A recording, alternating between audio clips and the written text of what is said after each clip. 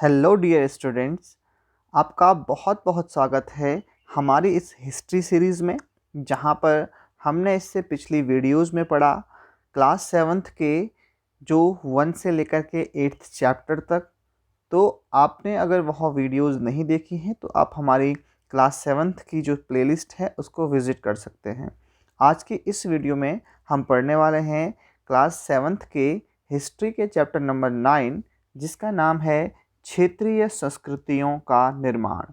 अर्थात जो हमारे यहाँ पर अलग अलग क्षेत्रों में विभिन्न संस्कृतियों का निर्माण हुआ, उनका क्या इतिहास रहा, वो संस्कृतियाँ अलग अलग क्षेत्रों में कैसे विकसित हुई, तो इस बारे में हम चर्चा करेंगे।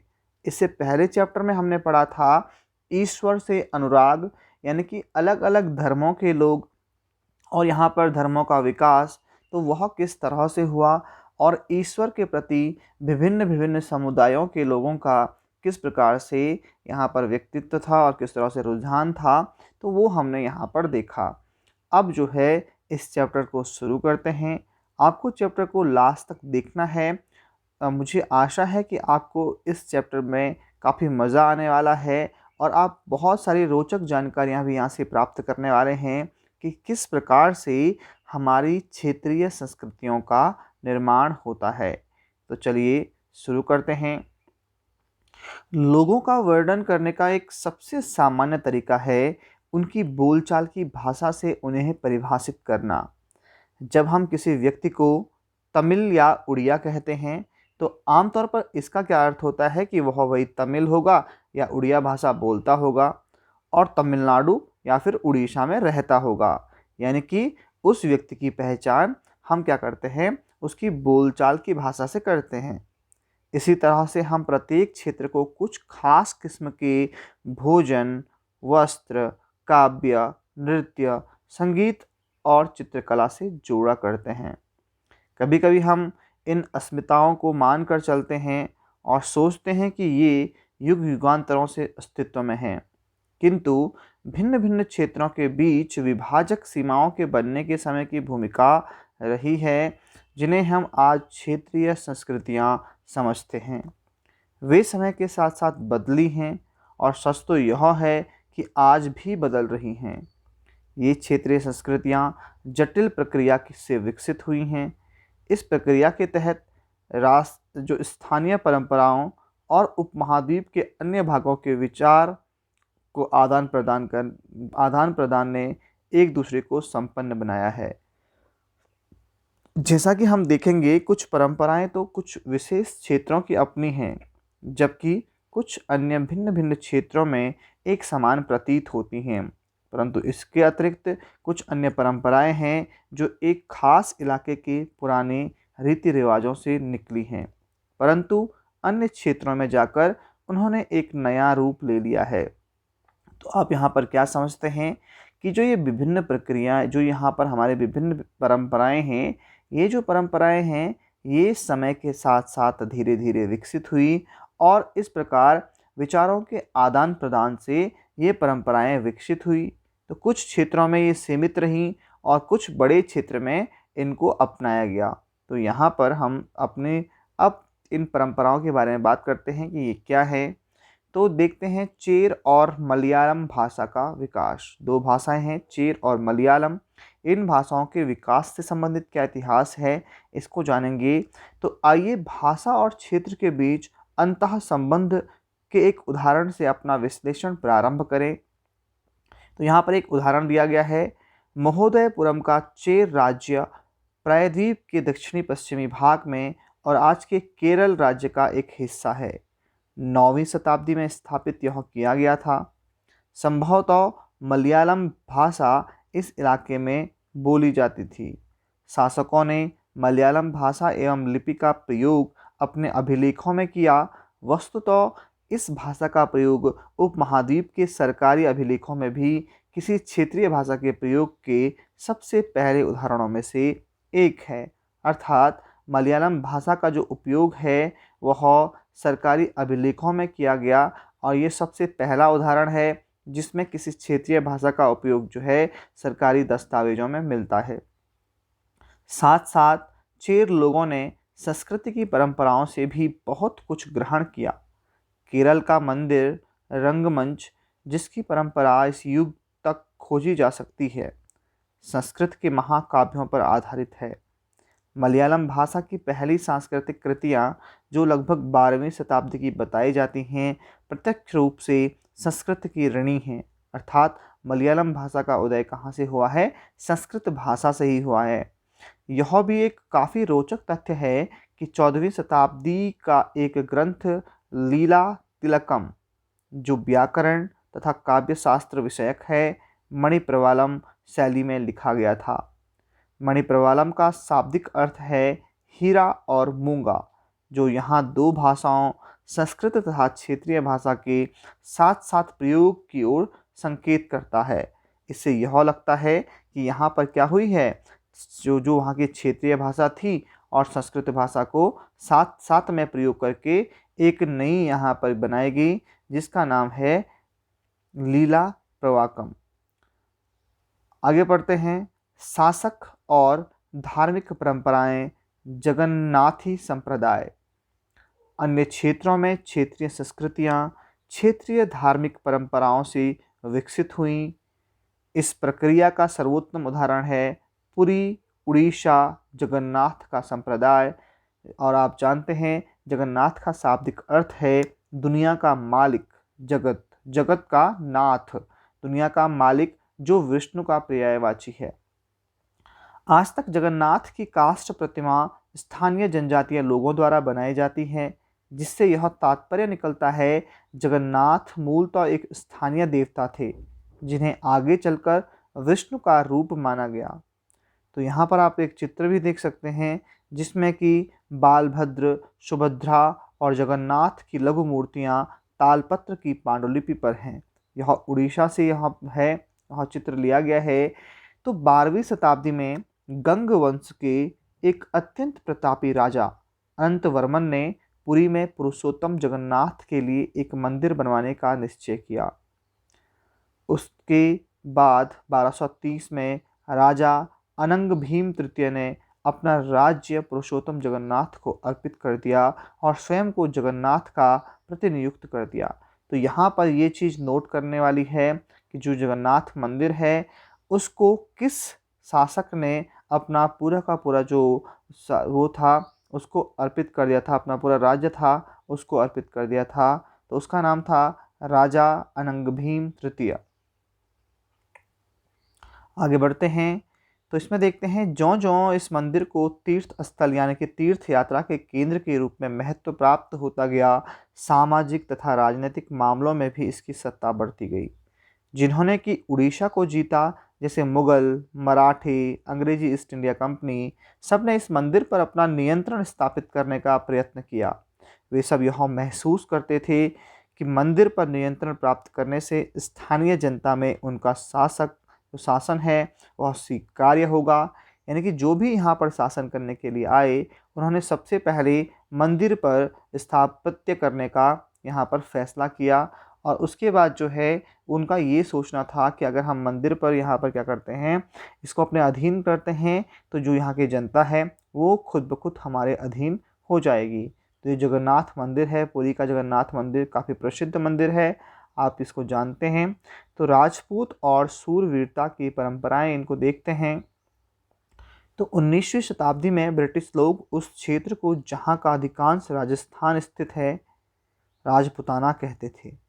इससे यह समझा जा सकता है कि वह एक ऐसा प्रदेश था जहाँ केवल अथवा प्रमुख रूप से राजपूत ही रहा करते थे। लेकिन यह बात आंशिक रूप से ही सत्य है। ऐसे अनेक समूह थे जो आज भी हैं, जो उत्तरी तथा मध्यवर्ती भारत के अनेक क्षेत्रों में अपने आप को राजपूत कहते हैं। यह भी सच है कि राजस्थान में राजपूतों के अलावा अन्य लोग भी रहते हैं, तथापि अक्सर यह माना जाता है कि राजपूतों ने राजस्थान को एक विशिष्ट संस्कृति प्रदान की। ये सांस्कृतिक परंपराएं वहाँ के शासकों के आदर्शों तथा अभिलाषाओं के साथ घनिष्ठता से जुड़ी हुई थी। लगभग 8वीं शताब्दी से आज के राजस्थान के अधिकांश भाग पर विभिन्न परिवारों के राजपूत राजाओं का शासन रहा। पृथ्वीराज एक ऐसा ही शासक था ये शासक ऐसे सूरवीरों के आदर्शों को अपने हृदय में संजोए रखते थे जिन्होंने रणक्षेत्र में बहादुरी से लड़ते हुए अक्सर मृत्यु का वर्ण किया मगर पीठ नहीं दिखाई। राजपूत सूरवीरों की कहानियाँ काव्यों एवं गीतों में सुरक्षित हैं। ये विशेष रूप से प्रशिक्षित चारण भाटों द्वारा गाई जाती हैं। ये काव्य एवं गीत ऐसे सूरवीरों की स्मृति के लिए सुरक्षित रखते थे और उनसे यह आशा की जाती थी कि वे अन्य जनों को भी उन सूरवीरों का अनुकरण करने के लिए प्रेरित एवं उत्साहित करेंगे। साधारण जन भी इन कहानियों से आकर्षित होते थे। इन कहानियों में अक्सर नाटकीय स्थिति और स्वामी भक्ति, मित्रता, प्रेम, शौर्य, क्रोध आदि प्रबल संवेगों का चित्रण होता था। क्या स्त्रियों को भी इन कहानियों में स्थान प्राप्त हुए थे? तो बिल्कुल हाँ, कभी कभी वे झगड़े के कारण के रूप में विद्यमान हैं, जब पुरुष स्त्रियों को जीतने के लिए अथवा उनकी रक्षा के लिए आपस में लड़ते थे। कहीं कहीं यह भी चित्रित किया गया है कि स्त्रियां अपने सूरवीर पतियों का जीवन मरण दोनों में अनुसरण करती थी। सती प्रथा यानी विधवाओं द्वारा अपने मृतक पतियों की